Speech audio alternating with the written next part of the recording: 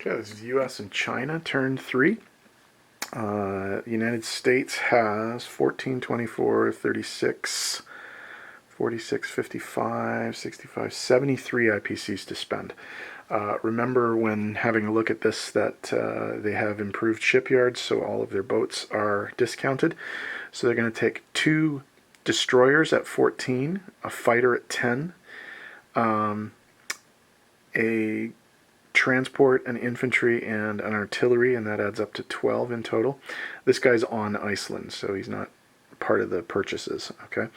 And then that's on the Pacific side of the board. On the Atlantic side of the board, we have 3 infantry and 2 transports for 19, and then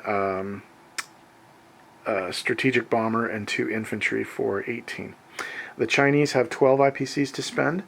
They're going to spend 10 of that on 1 cavalry and 2 artillery, and 2 infantry, and they will save 2 IPCs for the next turn. Combat. The Americans will be declaring a combat. It's just a walk-in because there's nobody there, but they will be performing an amphibious assault on southern France with the following material. They have 3 transports worth of material in C-Zone 91 from Gibraltar. That's 3 infantry, 1 tank, 1 artillery, and 1 mechanized infantry will be landing in southern France. So that's the only attack on the Atlantic side. On the Pacific side, they're going to be attacking the 2 destroyers in C-Zone 16, and they will be coming in with the fighter and the tactical bomber from the USS Hornet, and they will be coming in with the strategic bomber from Hawaii. They will also be attempting to take the Gilbert Islands, which they were not successful in doing last time. But in order to do so, they need to clear C-Zone 48, so they're going to bring in a cruiser and the fighter from the USS Lexington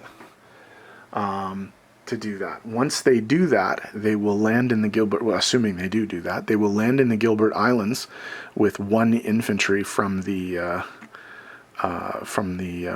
transport ship.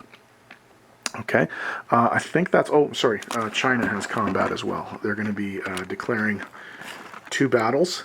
In Shenxi, they're going to come in with the infantry from Suiyuan and 2 infantry from Xikang. And then in Sichuan, they're coming in with 2 infantry and the American volunteer fighter. So let's roll some dice. Always forget about this. The attack in southern France will be supported by 2 paratroopers coming in from Gibraltar as well, and then the Gibraltar plane will land in Normandy, Bordeaux. Okay, that's it.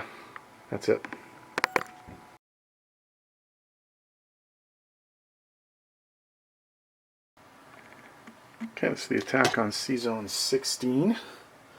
The Fujinami and Murasame Japanese cruisers are being attacked by a strategic bomber from Hawaii and a fighter and a tactical bomber from the USS Hornet. The tactical bomber is electing to use its target select on one of the ships. So we'll see if we can get a hit here. No surprise, we have not been hitting with the TAC. I think we've hit once with a TAC bomber in this game. So that's 2 2s and a 3. 1 hit.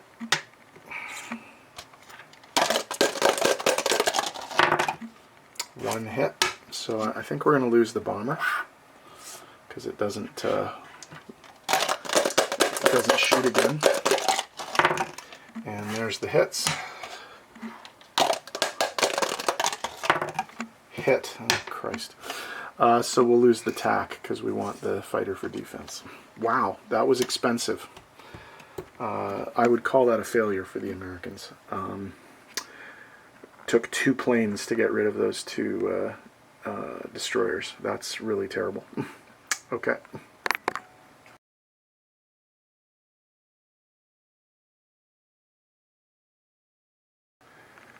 Okay, this is the attack on C-Zone 48.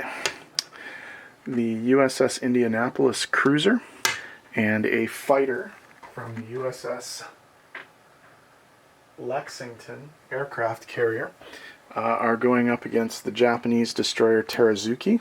Also in the sea zone, preparing for an amphibious assault, is the SS William Williams with a single infantry aboard. So we have 2 3s versus a 2. We got a hit. And a miss. Okay, finally something went right for the attacker. Okay, so the sea zone is cleared and the amphibious assault will happen with no opposition. So the Gilberts are finally British again. Okay, the battle for Shenxi. 3 Chinese infantry. All misses versus a Japanese infantry. Hit. 2 Chinese infantry. Misses. Japanese infantry. Miss. Miss. Hit. They will retreat to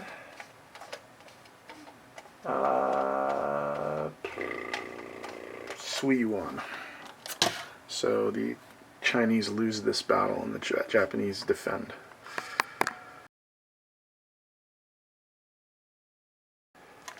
Okay, the battle for Szechuan. 2 infantry and the Flying Tiger fighter. Hit versus a Japanese infantry. Hit. Okay, so China takes the territory with 1 casualty. Okay, let's do some non-combat. United States loads up 2 infantry and 2 artillery in Sea Zone 101, and they go to Sea Zone 91 and drop off in Gibraltar. 2 infantry from Brazil hop onto the transport in 86, also go to 91 and drop off in Gibraltar. I went back and forth on this, but I think I'm going to do it. The carrier with the fighters and the destroyer are going to go into Sea Zone 93 and join the rest of the Navy there. The air transport that dropped off the 2 infantry in southern France is going to land in Normandy, Bordeaux, which is now British. In the Pacific theater, the fighter that survived the attack on Sea Zone 16 is going to land back on the carrier. The fighter from the Sea Zone 48 attack is also going to land back on the carrier.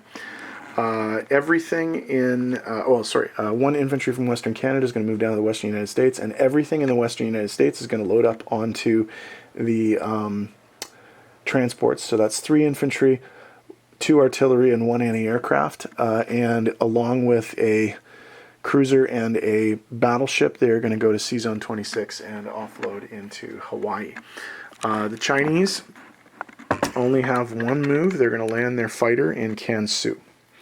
So let me organize this, and I'll be back in a sec. Okay, placement, U.S. 5 infantry in the eastern United States. 1 new strategic bomber.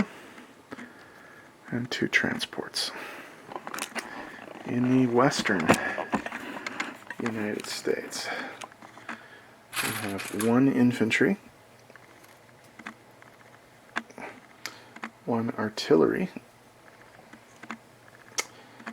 a transport, 2 destroyers, and a fighter. For the Chinese, they're placing everything in Kansu. 2 infantry and 1 cavalry. Okay. Income changes. The Chinese, we will change the status of the Gilbert Islands. It is now British again, although That doesn't have an income effect on the Americans. Sichuan is now Chinese again. So that's +2 for China. And southern France is now American. Okay. On the income tracker, if we zoom out here, that means that the Americans go up 52 to 55 at the expense of the Germans, which go down 47 to 44. And China goes up from 2 to 4 at the expense of the Japanese, who go down from 67 to 65. So China gets 4 IPCs. They kept 2 from last time, so they're going to put 6 IPCs in their coffer for next turn, enough to buy 2 infantry in any case. The Americans have a 55 IPC base. They get 3 national objectives. 5 plus 5 for building at least 2 units in the eastern and western United States is 10. 5 IPCs for all the Central American countries, and 5 IPCs for all of the islands that they need to hold in the Pacific.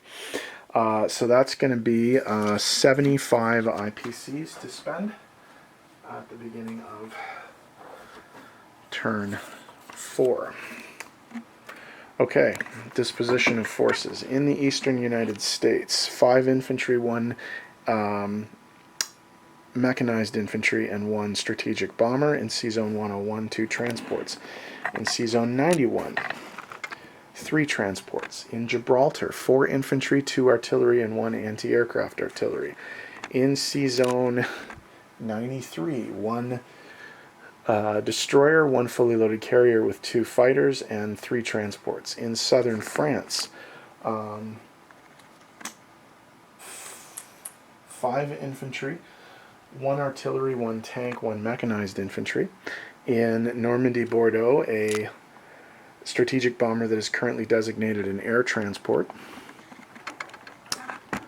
In the Gilbert Islands, 1 infantry. In C-Zone 48, 1 transport and 1 cruiser.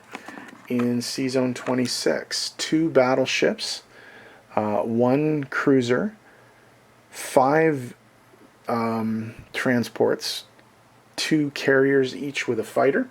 On Hawaii, looks like 7 infantry.